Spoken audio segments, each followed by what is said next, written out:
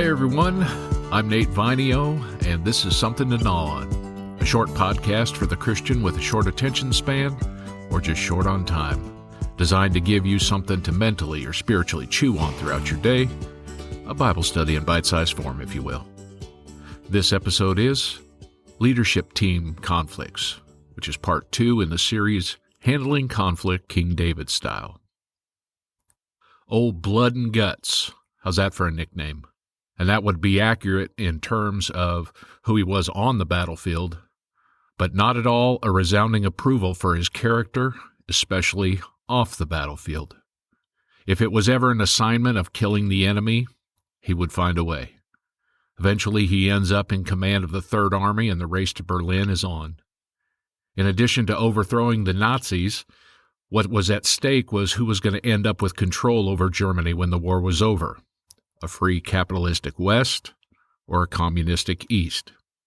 Unfortunately, Patton didn't make it to Berlin first, and when the war was over, he was stationed in Bavaria and given instructions for him and his army to act as prison guards, with Patton being the warden.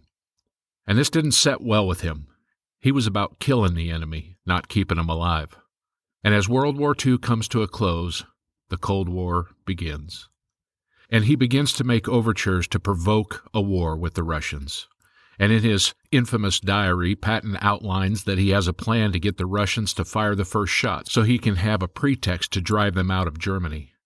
This attitude and subsequent behavior sent his superiors into a frenzy. A rogue general's a disaster waiting to happen. A short time later, a Russian general, an ally at the time, enters Patton's command post in Bavaria and marches into his office. It would appear that Patton freaks out. He reaches into the drawer of his desk, pulls out one of his famous pearl-handled revolvers, spins the cylinder, and sets it on the desk, and goes into a major rant about the Russians being allowed onto U.S. property. The Russian general leaves in haste and under obvious threat of death. When the door closes behind him, Patton flips the actor switch off and says to his assistant something to the effect of, "Sometimes you have to put on a show to get your point across." He put the gun away and went back to work as if nothing had happened. In battle, Patton was golden. Behind a microphone, or speaking to the public in any manner, or as a diplomat, Patton was a disaster looking for a place to happen, sowing his disdain for the chain of command. So the dilemma for his superiors was that, on the one hand, Patton was hugely successful in battle and a patriot, loyal to the U.S., despite his misgivings towards leadership, contributing significantly to the success of the Army. On the other hand, a man with his influence and sway could create some pretty huge problems for the entire Army, especially in the hearts and minds of the soldiers, and this could not be overlooked or swept under the proverbial rug. I've read of a few other generals who finished their careers out like this, and it's sad. They need to leave. It was time for them to leave, but they refused. And it becomes a prickly situation trying to remove them, if it's even possible. One of those generals goes back to the time of King David, and the general's name was Joab. And I'm inclined to think that he was more problematic for David than Patton was for the Allies. David had a half-sister named Zeruiah, and she had 3 sons that follow in Uncle Dave's footsteps. Their names are Joab, Abishai, and Asahel. Right out of the gate, we have the nepotism card in play. Joab and Abishai end up being generals, with Joab taking the lead.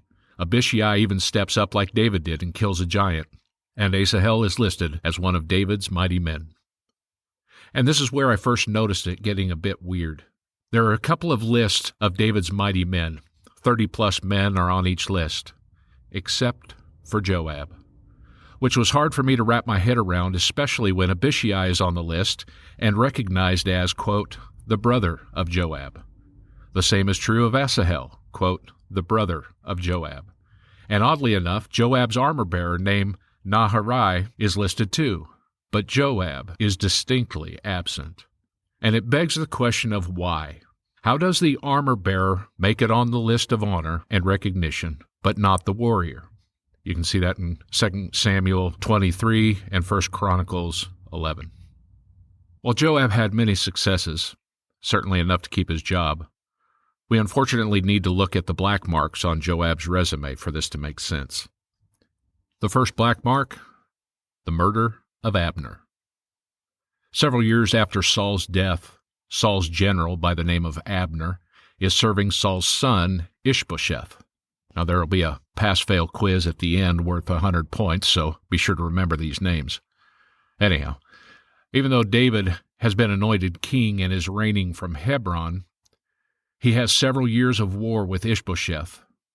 Eventually, after a conflict arises between Abner and Ishbosheth, Abner turns traitor and makes a commitment to David to turn the hearts of the remaining men in Saul's army over to David and to unite the kingdom.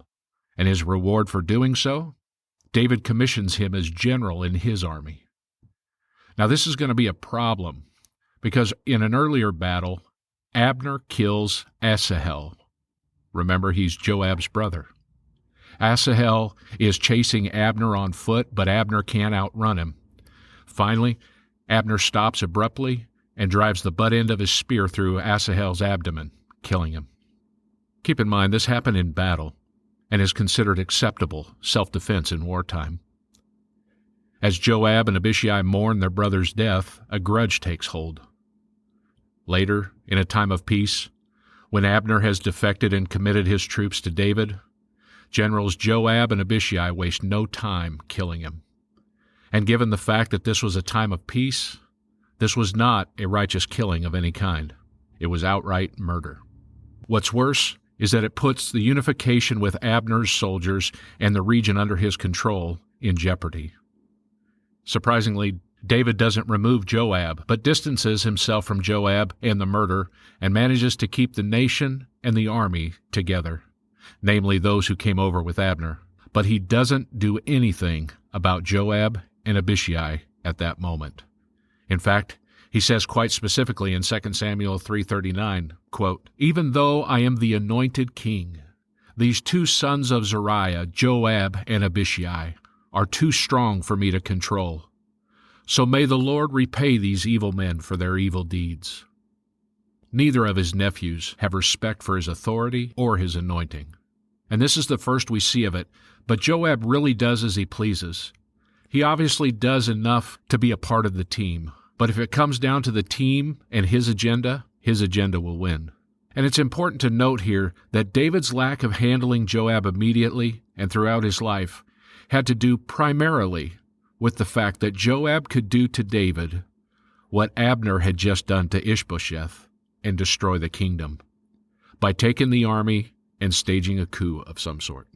And if we take this potential for staging a military coup a bit further, keep in mind that David was once a general commanding Saul's army, and Saul behaved towards David in a fashion that indicated he saw the risk of David taking the throne by force in like manner, as he had won the hearts and minds of the people and the army.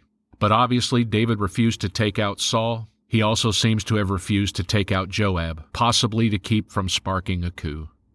You ever heard that phrase, keep your friends close and your enemies closer? The second black mark, the killing of Absalom. At the end of Absalom's coup, when David returns to Jerusalem and Absalom is running out, David makes a specific command that Absalom is not to be hurt, and he made sure that everyone heard it. What happens next would almost be comical in a sick and twisted way if it weren't true. As Absalom exits Jerusalem, he has the ultimate bad hair day. He gets hung up in the tree by his locks of love, his Fabio-like hair. And Joab wastes no time or thought taking his life. Instead of using his knife to cut him out of the tree, he stabs him 3 times, and his soldiers finish him off, discarding his body to the side of the road. And a quick off-topic observation. I wonder if this is the reason why one of the first things that happens to you when you join the military is they shave your head. No more hanging out in trees. It's bad for business, I guess. Anyhow, we got a huge leadership problem here. A commanding officer is willfully and blatantly disobeying a king's orders in front of his men and encouraging his subordinates to take part in the disobedience. To make the situation more convoluted, Joab ends up justifying it to David and rebuking David for mourning Absalom's death.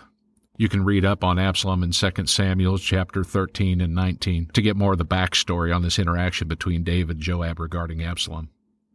This is another one that's difficult to dissect. On the one hand, Joab is rebuking God's anointed, hardly his place, especially after having disobeyed his orders, which is a brazenly cocky move. However, David accepts the counsel, addresses the army, and keeps the army in Jerusalem. At the same time, Joab is threatening to take the army away if the king doesn't applaud them for taking Absalom out. So Joab succeeds in appeasing the army and keeping them in Jerusalem. But he tips his hand as to exactly how far he's willing to push the envelope if he doesn't get what he wants. Effectively, he's saying, "What are you going to do? Fire me? You and what army?" The third black mark, the murder of Amasa. Another enemy general is welcomed onto the roster by David. Amasa is his name, and his tenure is short-lived also. Amasa is a cousin to Joab and a nephew to David. When Amasa comes on the scene, it is first as a general for Absalom during Absalom's coup. David reaches out after the coup and intentionally makes Amasa a general over Joab, on condition of turning the hearts of the men loyal to Absalom back to David. Amasa fulfills his end of the bargain and is officially appointed general, taking Joab's place. In time, David gives Amasa an assignment, but he misses the time frame allotted to accomplish the task. As a result, Joab uses it as a pretext to act unilaterally and kills him. This is not in battle against an enemy, they're on the same team. In fact, Joab greets him like a brother, and in the midst of a brotherly hug, he stabs him. He murders him. And just like that, Joab is killing off the competition. This becomes the second indictment against Joab, the second reason for his eventual death sentence. A good question to ask here is kind of a double-edged sword. On the one hand, it's easy to ask, am I a David, who's locked in some kind of no-win situation with a renegade general that I can't fire without destroying the whole organization? But the tougher question, and what may hurt a bit more, is to look at the possibility that we may have situations in which we are acting like Joab, acting entitled because of our bloodline, acting like an untouchable, acting with a false sense of security, manipulating those around us to get whatever we want. And I can't fathom that Joab didn't hold the killing of Uriah over David's head at some point in time. On the other hand, David's handling of this situation seems to be squarely focused on uniting the nation and keeping God's chosen people together, even though he's in mourning. He doesn't allow the personal slight to push him to pull the trigger to take Joab out, or to act as Saul did towards him when he saw David as a threat. You know, there's a reason that there aren't a bunch of kids running around with names like Joab and Abishai and Absalom. But at the same time, David seems to be quite popular. And Nathan's a reasonably popular name too, certainly more prevalent than Joab, and hopefully we'll cover him in future episodes. But today's preschool lesson, if you will, is simply don't be a Joab, or name your kid after him for that matter. Paul says in Romans 12:17 through 19, "Repay no one evil for evil, but give thought to what is honorable in the sight of all. If possible, so far as it depends on you, live at peace with all. Beloved, never avenge yourselves, but leave it to the wrath of God, for it is written, 'Vengeance is mine, I will repay,' says the Lord." Today we've looked at the conflict David is having to deal with. Next week we'll finish off the topic of leadership team conflicts and look at how he handled it, and see if he's able to rise to the standard that Paul sets after the fact in Romans 12. I'm Nate Vinio, and I hope this has given you something to gnaw on for today. Until next week, God bless.